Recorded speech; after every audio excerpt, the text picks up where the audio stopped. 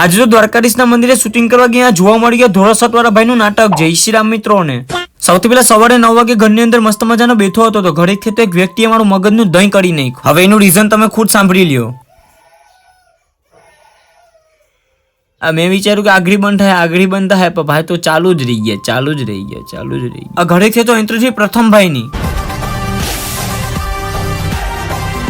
હા, પ્રથમભાઈ અમારા હાથું લઈને આવ્યો હતો ઘણા બધી ચિપ્સ ના પેકેટ. હવે આ વસ્તુ જોઈને મારા મોઢામાં સ્માઈલ આવી ગઈ ને પછી બે જણાએ ભાગ પાડી નાખ્યા. એક તેરા એક મેરા, દો તેરા દો મેરા, 50-50 બરાબર હે. Everything okay? Happy? Very happy.